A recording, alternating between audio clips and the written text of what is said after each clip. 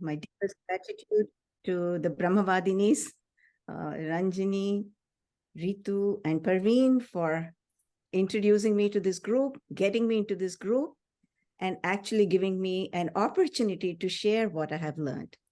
And in this, before I even begin all the prayers, I want to tell you the first person who learns from any of this is the person who speaks. And that's what our Pujya Gurudev Swami Chimayananji had said.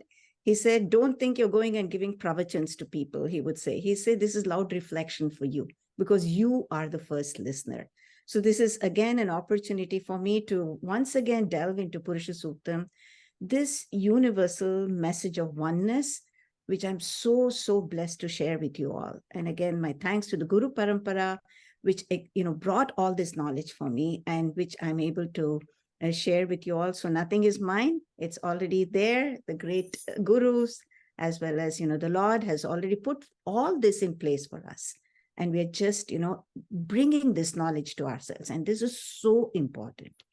And this is so important. That's why I said we'll start with one of the most famous of the Suktams, which is, from the Vedas, which is recited so often. We hear it so often. And all of us should be very clear about the message that the Purusha Suktam brings. So with that, I'll start with the prayers. This will be the format. I'll share my screen with you all. Just a second.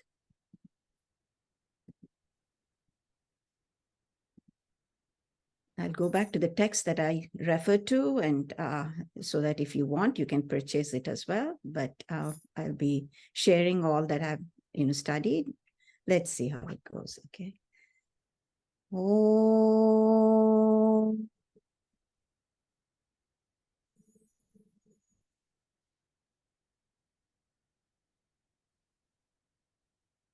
Om.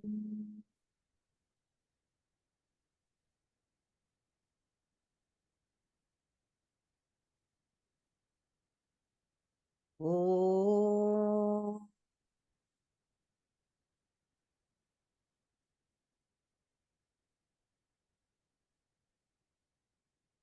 Om Sahana Vavatu Sahano Bhunaktu Saha Viryam Karavavahai Tejasvinavadhitamastu Ma Vidvishavahai. Om Shanti Shanti Shanti. Samasta Jana Kalyane Niratam Karunamayam Namami Chinmayam Devam Sadgurum Brahmavidvaram. Om Tachayora Vrunimahe Gatum Yajnaya Gatum Yajnapataye Daivi Swastirastunaha Swastirmanushebhyaha Urdvam Jikatu Bheshajam Shanno Astu Dvipade Shanchatushpade.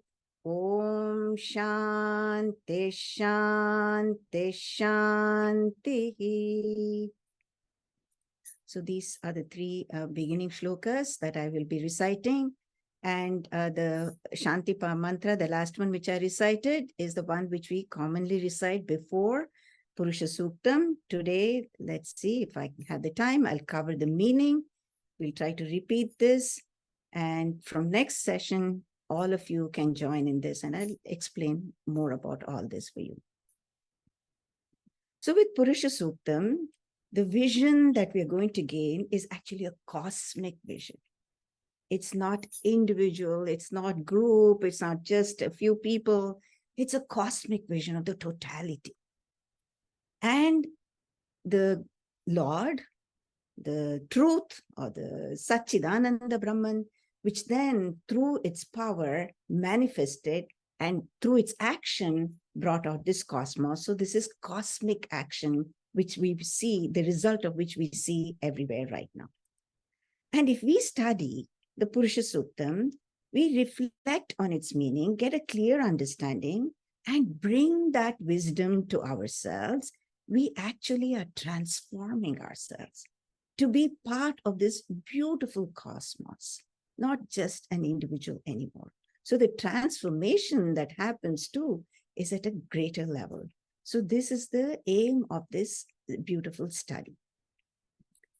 Now, at the beginning of any text, right, we should always ask a question to ourselves. Why am I studying Purusha Suktam now? And what will I gain by this study? So you might all have some thoughts, I want to learn to chant. I want to know why women can't chant suktams. I want to understand all these, rules which have been put by humans. And I want to be able to do all this myself. And so you all have to, at some point, like I also asked myself, why am I studying this text? So to me right now, as I told you, it's a loud reflection. I might have studied it, but I know I'll gain so much more from this study as well. So I was thinking about this, we all go on vacations, right? All of us, so many vacations. And just say you had a perfect vacation where everything went fine. The flights were on time and you reached the place, which was just absolutely the best place where you all had a lot of fun. And then the food was great, the company was great, and everybody around you enjoyed, and you all had a great time, and you came back home safe.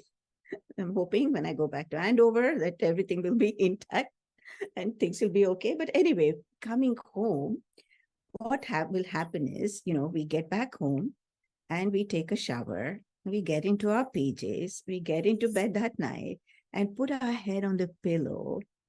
And then the feeling that we get is very different. No matter, you might have been in the best place.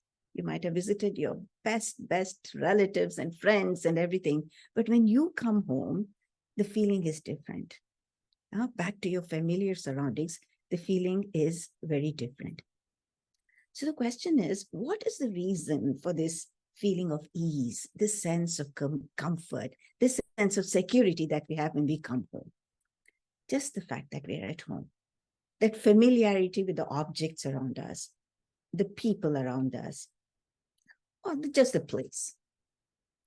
But the question should come to all of us, how can I maintain this feeling of relaxation, peace, and that sense of ease at all times, in all places, and in all situations? What is it that's preventing me from maintaining and sustaining that sense of easing, that peace? And any of these scriptures that you study, whether it's the Bhagavad Gita, whether you study the Upanishads, or the Purusha Suktam as we're doing, has an answer to this exact question. Exact question. What it tells us is, whether it's our spiritual masters or the scriptures, they tell us all that you can have it. You can have that same sense of ease at all times. And that you can do by just changing your attitude, changing your vision, just by doing that. That means something understanding in us changes. And then that same sense of ease and peace is with us at all times. So presently what's happening, if we look around, right, there's so many different things that we perceive. There's so much of variety, so much of multiplicity, right? And not only in the forms that we see, but also in our ideas, people's thoughts. And there's so many contradictions as well. So many contradictions.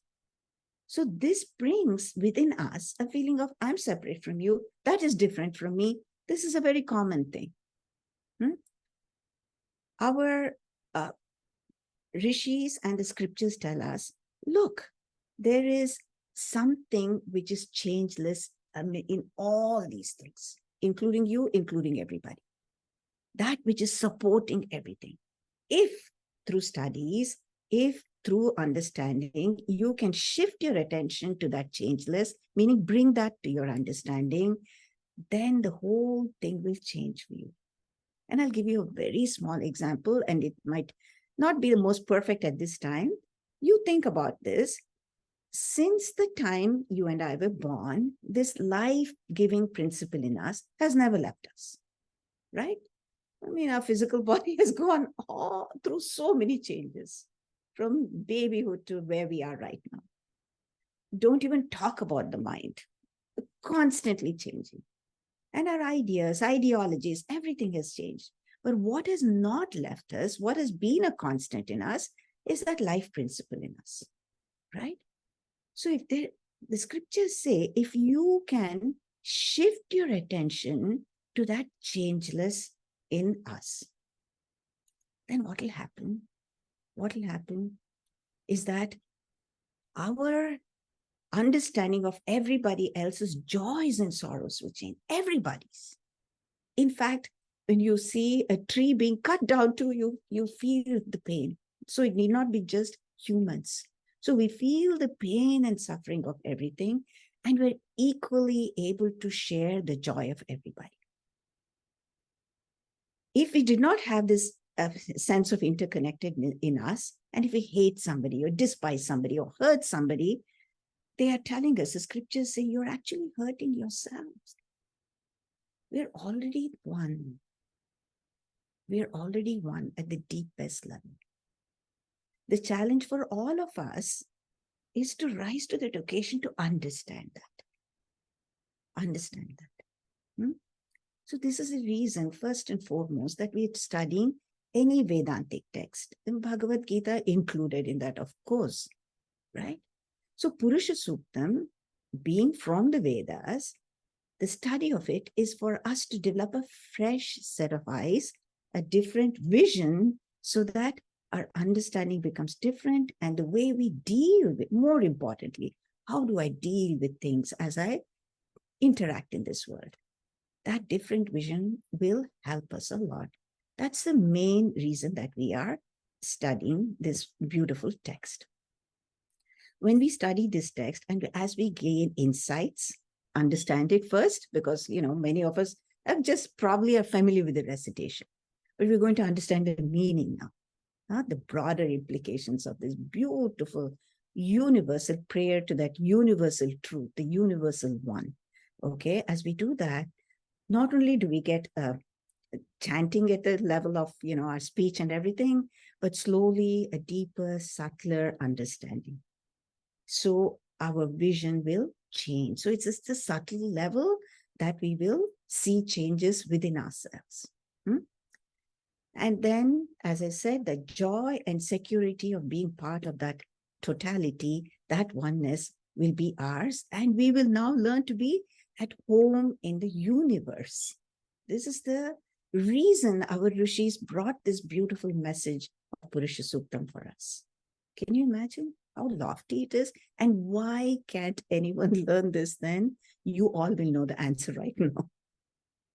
There's no reason why any one of us cannot learn this or understand the meaning or live its vision. Very important. So Purusha Sukta will help us to become open, receptive to its teachings, develop a fresh set of eyes, and I feel a must for joyful living. Vedanta, I'll tell you, is extremely practical. Don't be thinking like Vedanta is so hard, I can't understand. It's so practical, so beautiful, so important for a meaningful life for all of us. Okay. Now, in all this totality of the sessions, what are we going to, gain from this? What are we going to learn? So I'm just going to, this is the broad thing of all the sessions. Then I'll go to what we're going to do today. Purusha Suktam is an ancient hymn from the Vedas. So where is it found in the Vedas? If I look, where can I find it? We'll find an answer to that. Who wrote this? Or was there an author for this? We'll find out. And who am I worshipping? Who am I invoking when I do this chant this Purusha Suktam? And how do we learn to chant it? Are there any things that we have to keep in mind? We'll talk about that. And we'll see its utility. It's so broad. It's used in pujas, it's used in havans, it's used as for meditation, for japa, and also ultimately to understand the truth as well. And we'll see what are the subject matters which are covered in the sacred hymn. And as we cover each of the subject matter, we'll also see one point, okay, which we can actually connect in a way we can bring it into life. There's so much is covered here. I might not get everything right into my, myself at this time, but a few things right now to start to connect with us, I'll talk about it, okay, at a transactional level. Now we'll also understand who is God or what is God in Hindu faith. We all have different ideas about God, or sometimes no idea about God. So we should be very clear.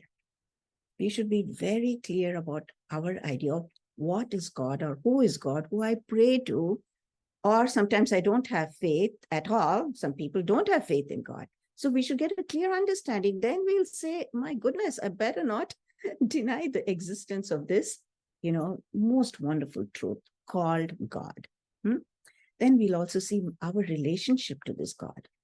And then with that, also our relationship to everything around in this world. Then we'll say, excuse me, what is the role of this Purusha Suktam in my everyday life? I'm here, okay, not in the Vedic period. So right now, what is its context to me? And so, as I said, we'll take some pointers from this, but it's so much more. So we'll see why we should study that as well. I love this, beautiful quote of Ramana Maharshi Ji. When you seek wholeness, this is what he advises us all. He says, our nature is happiness, and there's nothing wrong to desire it. But what we do, we think, is we look around outside in the world, thinking that the temporary things of the world will give us happiness, where our nature already is this. That's the message of, in fact, all our scriptures. Now, today, we'll see in the Purusha Suktam, what are we going to see in our session today? And I hope I can cover all of this. Where is Purusha Suktam found? We'll find an answer for this. What is the meaning of Suktam? We'll see that as well. And in what meter is this composed? How do we chant it? And what are the benefits of not only chanting it, but understanding that? I'll talk about that too. So utility and benefits of chanting and understanding of this mantra. What are the topics covered today? And the Shanti mantra as well. We'll begin the main Purusha Sukta mantra from our next session. So in the Vedas, now this, all of us should be clear, in the Vedas, there are innumerable suktams. Now, these are in contrast to shlokams, stotrams, and things that we hear. Stotram, shlokams are human composition. Great people have composed. Adi Shankaracharya ji, so many rishis whose names are there, have composed many beautiful shlokams and stotrams. Whereas suktams are in the Vedas. And right away, something should click in our mind that Vedas are apaurushaya. Apaurushaya means not human compositions. They were all revelations to the rishis in the seat of their meditations. None of them took that to be their compositions. They said, this flowed through me in the heat of meditation, so this has to be from the Supreme Paramatma alone. So Vedas are not human compositions. That's why they were all Shrutis being conveyed by spoken methods alone. So Vedas are Shrutis. In Vedas, you find Suktams. Suktams are not human. Vedas itself are not human compositions. Okay, that let's be very clear. And then what is the meaning of the word Suktam? Sanskrit, everything is so beautifully broken so that we really get the clear meaning. Every word has a root, and then, you can see its meaning so clearly shown as well. Su astu suktam, that uktam, sorry, su astu uktam, that which is well spoken, well said, is suktam. So well said about what? Well said about various deities. Okay, there is a Shri Suktam, there is a Narayana Suktam, there's a Meda Suktam, so many things in praise of so many deities. And we'll of course see what Purusha Suktam is about, but amongst all of these, Purusha Suktam is very popular and most famous, recited in so many places, in so many instances it is used. And the beauty of this, it says it's hymn in the praise of Purusha. I'll explain, but I'll tell you right now, Purusha is not referring to a man, male gender at all. That's the first thing. It's not referring to that at all. And in fact, when it said Purusha, we'll see, when you see the broader implication, is just amazing. Out of this, as I said, Purusha Suktam is the most popular and famous, okay? And it is found in all the four Vedas. You know that the big, whole Vedas, Veda Vyasji divided it into four sections, the Rig, Yajur, Sama, and Atharva, just for ease of transmission to the future generation in his days. So you can imagine now, right? So it divided into four, Rig, Yajur, Sama, and Atharva. And this Purusha Suktam is unique because it's found in all of the four Vedas. The number of the mantras might vary, the sequence might vary, but it is found in all the four Vedas. And the Atharva Veda has only four of these mantras. Whereas the Rig and the Yajur Veda are the ones which are very popular. The Rig Veda, form of Purusha Suktam has 16 mantras in it, and the Yajur Veda has the 18 mantras in it. Popular in northern India is the Rig Veda version, and in the southern India, it is the Yajur Veda version. And we are following the 18 mantras here in the study. And the way people chant in different parts, north and south, also sometimes varies. It sounds different, but you know what? What is familiar for you, you learn to chant. What I'm familiar with, I'll be teaching, which is the South Indian, version which is followed in South India. So don't feel I can't chant that and I can't do it. No, for us, knowing what it is about, at least being familiar with the chant and understanding the meaning is the most important. So if you don't get all these things right, don't sweat, read it, okay? But if you can, please pay attention to the things that I'm mentioning right now.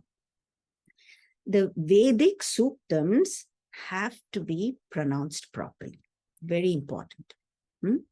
You have to split words or join words. All that you have to pay attention to. Where do you pause? You pay attention to that.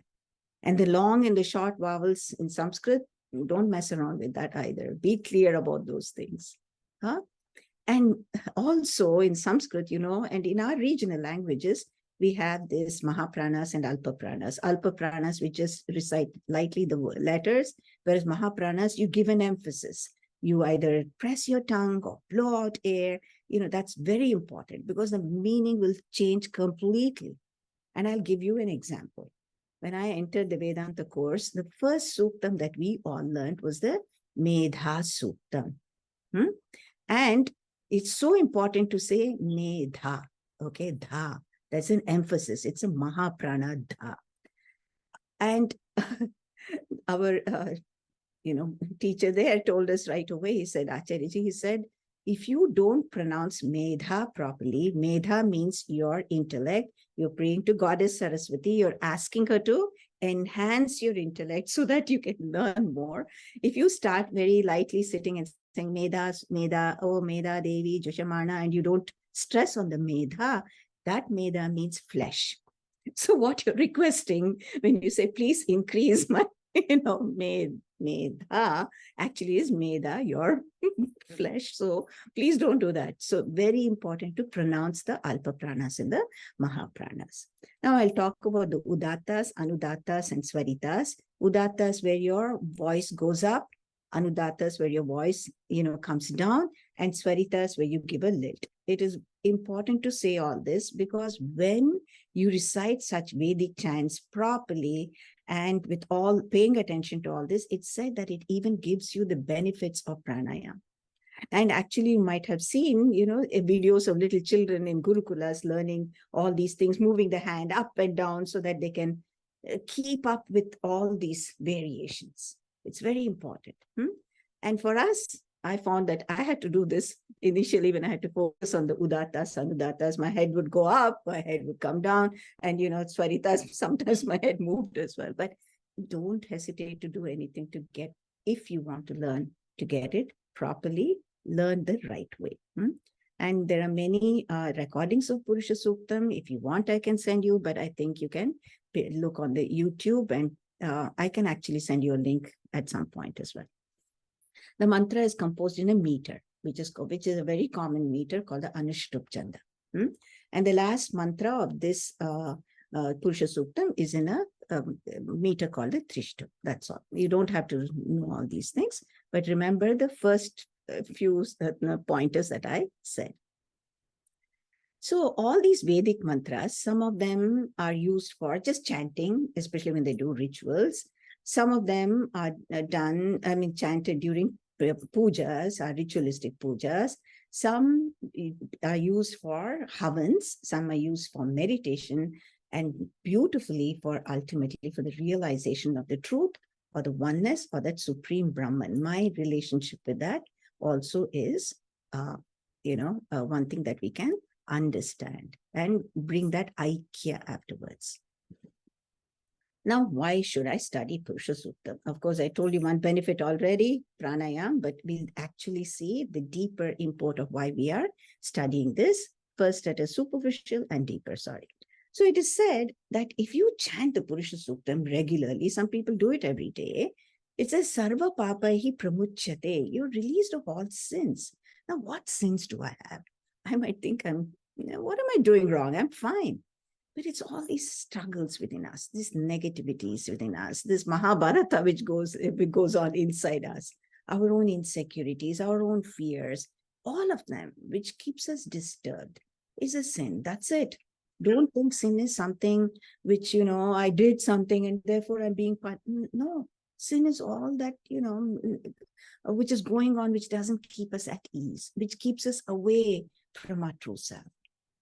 That actually is the greatest, thing which has caused all problems. So anyway, it says the chanting of this Purusha Suktam, in fact, along with Rudram and Namakam and Chamakam, you don't have to do all this, but I'm just saying how it is glorified. There is a very beautiful saying in the Vayu Purana, which says, Namakam Chamakam Chaiva Paurusham Suktamevacha Nityam Trayam Prayunjanaha Brahmaloke Mahiyate. That should be Trayama, not Strayam. It's just Trayam.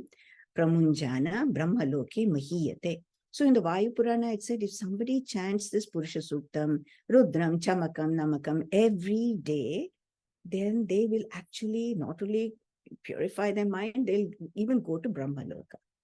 And for us, understand this purifying of this mind is quietening the mind. Quietening the mind, just you notice it when you just chant something, a prayer or something, how your mind sort of gathers itself, gets free of its, immediate preoccupations and gather itself. That is quietening of the mind. And regular chanting of this will actually lift your mind to the higher. And therefore, mind becomes more and more quiet. It makes us quiet, and therefore with a quiet mind, we can achieve a lot. There's so much clarity. We can learn so much. Our eyes open to so many things. And ultimately, it said, we become so in this pure, in the sense, mind is so gathered, focused, laser sharp, that we can attain anything you want. And as scriptures call it, Brahmaloka as well. So now where is it used? As I said, benefits of chanting would be just that good feeling that you get by chanting. And then, as I said, it quietens our mind, cleanses our mind, it helps us to go over our weaknesses and negativities, gives us that strength because we have clarity in our thinking. And also, it has the benefits of this pranayam. It is used in our 16th step Shodashopachara Puja. When you do pujas, actually there's a 16th step that we have to follow. Everyday puja. We have come down from that to lighting a lamp, offering up prayers, a little food, and we walk out. But the typical puja is a 16th step, or the Shodasha Upachara Puja. And Purusha Suktam is very popularly used in that. With each step, one mantra is chanted and the step is followed. And then also it is used in when they do Abhisheka to the Lord, the ceremonial bathing of the Lord. Purusha Suktam is very commonly used as well. And as I said, any of this, whether you're chanting it or whether you're doing it as a japa or you're doing it in your ritualistic pujas, what happens is our mind is taken away from its usual extrovertedness, its preoccupations, and mind is inspired to turn it to the higher. This is the impurities that is removed from our mind when we do it as well.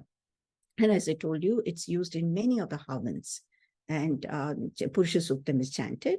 And in fact, a child, when it's initiated in the Gayatri after their Upanayanam, the next important prayer that they learn, or the Suktam that they learn, is the Purusha Suktam.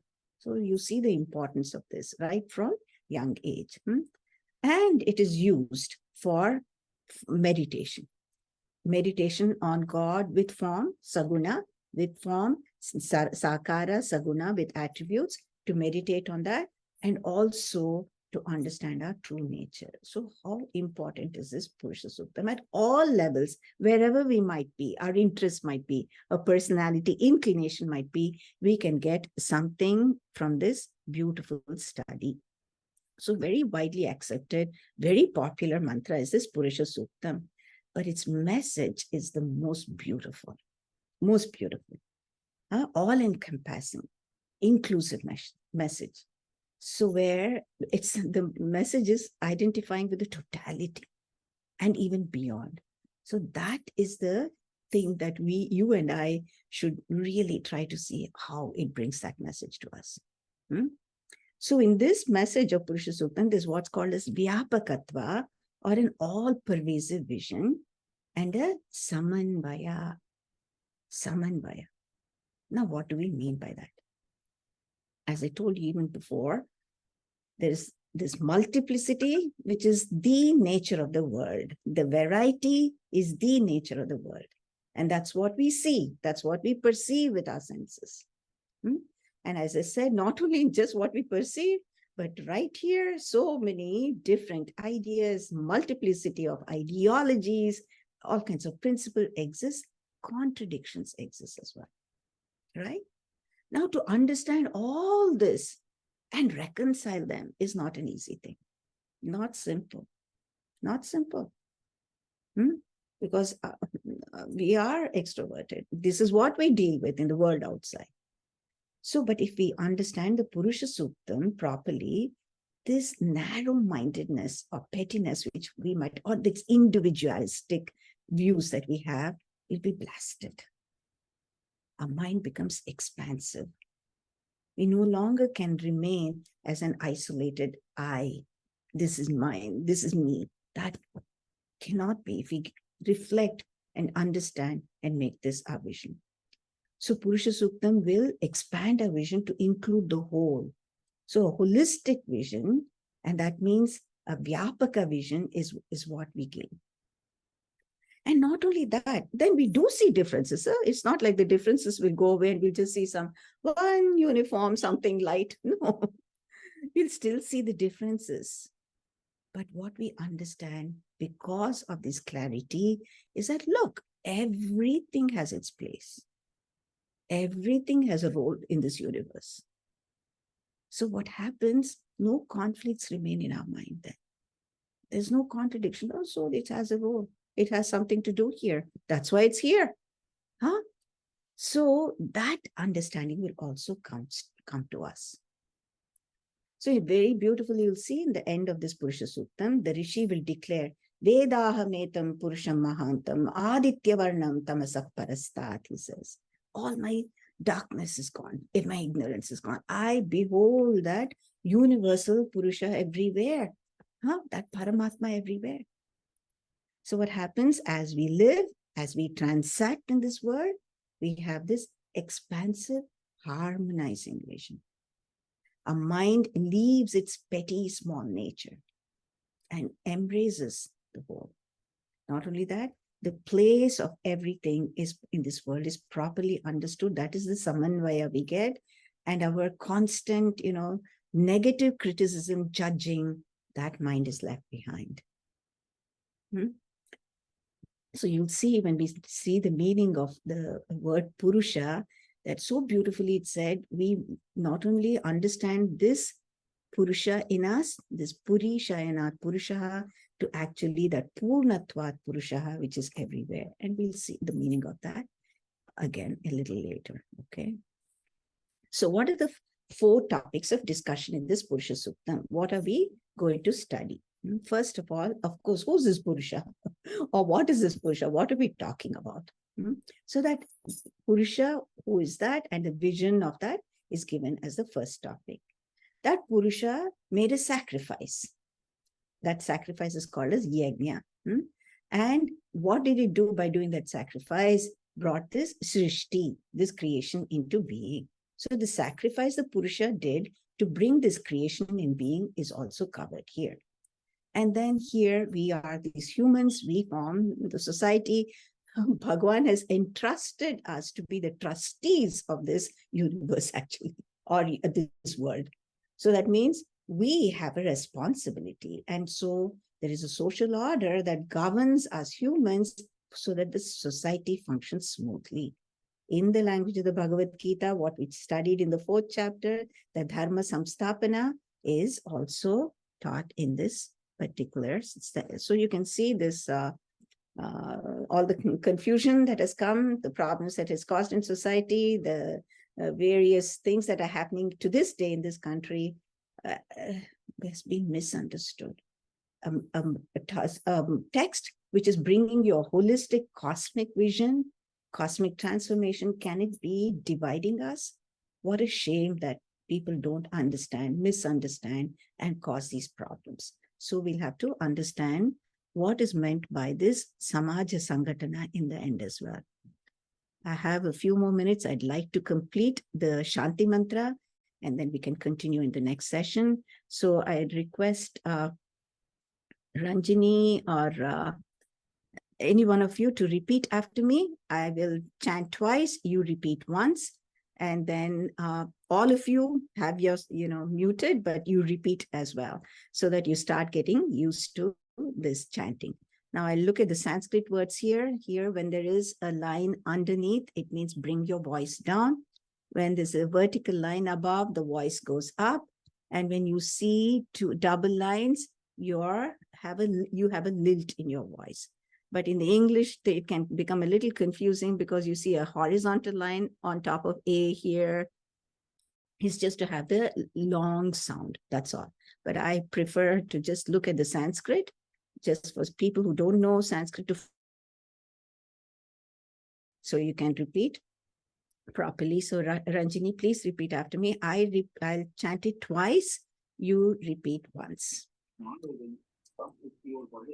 So Ranjani had to leave, so I'll. Yeah, no, I can do this right this minute. Oh, okay. Just once, yes. So I'll chant twice. Om Tat Chayora Vrunimahe. Om Tat Chayora Vrunimahe. Gatum Yajnaya. Gatum Yajnaya. Gatum Yajnapataye. Gatum Yajnapataye. Daivi Swastirastu Naha. Daivi Swastirastu Naha. Swastir Manushebhyaha. Swastirmanushebhyaha. Urdhvam Jigatu Bheshajam. Urdhvam Jigashu Beshajam. Urdhvam Jigatu Bheshajam. Urdhvam Jigatu Beshajam. Shanno Astu Dvipade. Shamno Astu Dvipade. Shanchatushpade. Sham Chatushpade. Om Shanti Shanti Shanti. Okay. Om Shanti Shanti Shanti. Next time I'll make you repeat it twice, or I'll focus on some more words, but for now, let's continue. So what's the meaning of this beautiful Shanti mantra, which we'll recite every time when we begin as well as when we conclude? This will be the concluding mantra as well. Om Tat Sham Yoho Avruni Mahe. This is my prayer to that Supreme Paramatma, this most auspicious, the most blessed one. We invoke Avruni Mahe. We invoke. Say who? Both the student and the teacher. Together, we invoke that Supreme Blessed Paramatma. Huh? How do you invoke? What are you doing by just by saying this? No, every moment I'm doing this. How in the olden days, this word yajna means gatum yajnaya. By yajna, I'm invoking you by singing that. Now, what do you mean? In those days, as I chanted, as I offered oblation, swaha, swaha, when I did that, I was invoking you, Paramatma, they said. Now, in the language of the Bhagavad Gita, when all of us work together, come together to bring out something beautiful in the society, with all our differences put aside, we put forth our best effort and serve, that also is a yajna, working in the spirit of sacrifice. Right now, you and me, how are we doing this yajna? I'm not sitting in front of a havan and doing havan. Neither am I working collectively with people, but right now where you and I are, where we are doing our duties, fulfilling our roles and responsibilities, if I'm making the right choices and trying to do the right thing. So if we are consciously engaging in good and righteous actions, I'm sacrificing my energy. I'm sacrificing my whatever time, all for the right stuff. This is the yajna that you and I are doing right now. Through that, every moment, then you're invoking that Supreme Paramatma. Huh? And Gatum Yajna Pataye, that Supreme Lord, we are invoking through every action with the attitude of serving that Lord. Through everything, serving this Lord alone. This is our intent. Huh? Daivi swasti rastunaha. May the Lord bring us to swasti, guide us to swasti, in spite of whatever, at this point, who I am, with my own little, inadequacies, for who knows, insecurities, whatever it might be. Please bring me to a feeling of swasti. What is that swasti? Su asti again, at ease. No disease disturbing any disturbances of the mind. So bring me to swasti, to bring us to balance. Swastir manushebhya, the whole humanity, Lord, we pray for that. May all of us be brought to balance. Urdvam jigatu beshadam. Now this is so beautiful. Every life experience is like a medicine, they say. A medicine. So this life is providing us with so many experiences. May they all be like, why do you take medicine? To restore yourself to normal health. Right now, we are all in hospitals. You might say, well, excuse me, Shashiji, what are you talking? All in this hospital of this world. We have come here to be treated, to come here to grow, to come here to back to our swasti. So here we are. Every experience that I gain, may it be like a medicine lifting me up. May I grow with every experience. In the process, my own mind, please let it not be a stumbling block. Please let it not stifle me. Let me learn and grow so that every experience becomes that medicine for me to grow. Shanno astu dvipade, shan chatushpade, not just all humans, Bhagwan, that Supreme Lord, please take care of all creatures of this universe as well. All other beings. It's how compassionate that Lord is. We are born, all of us are born, can't speak a thing, can't express a thing, can't walk, so helpless. That Bhagwan can make everyone, including those who are dumb and lame, Beautifully in Bhagavad Gita Dhyana Shloka, it said, Mukam karoti vachalam pangum langayate girim. It says, Yat krupatamaham vande paramananda madhavam, it says. So all of us, whoever we will, look at where we are right now. You helpless little infants, where we are. It's all that Bhagavan's grace. So that Bhagavan can do everything, take care of everything. And the Trivida Tapa Shanti that we always chant after every prayer, Om Shanti Shanti Shantihi. Again, please let there be no disturbances from sources unknown, from our immediate surroundings, taking us away from this learning. And most importantly, the one which troubles us most, our mind. So may we transcend all, even Shanti, Ashanti, right? Firmly abiding in that Prashanti, that which is serenity, tranquility alone, which is my nature. May we abide in that. So this beautiful mantra, every time we begin this class, we will not only chant it, you read it wherever you are, because we want to make this our thinking, okay? So the meaning of this beautiful mantra, we together invoke that Supreme Paramatma through our thoughtful right actions and interactions with the world. May you, Paramatma, guide us all, in spite of our shortcomings, to Swasti, a state of ease and balance. And as we partake the medicine of life experiences, let us be open. May our mind not be a stumbling block, and may we learn and grow through life experiences.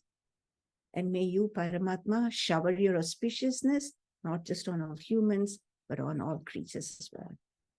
And may we transcend all obstacles, attain peace, serenity, tranquility. So in this session, today's session, we understood where the Purusha Suktam is found, right?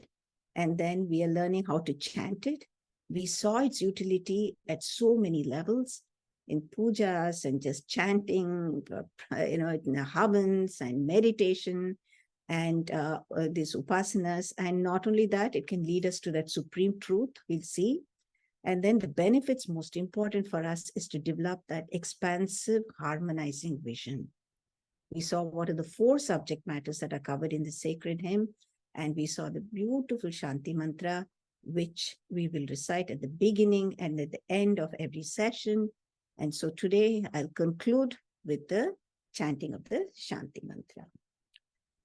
Om Tachayora Vrunimahe Gatum Yajnaya Gatum Yajnapataye Daivi Swastirastu Nah Swastirmanushabhyah Urdvam Jigatu Bheshajam Shanno Astu Dvipade Shanchatushpade.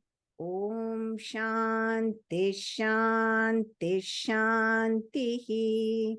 Harihi Om Shri Gurubhyo Namaha.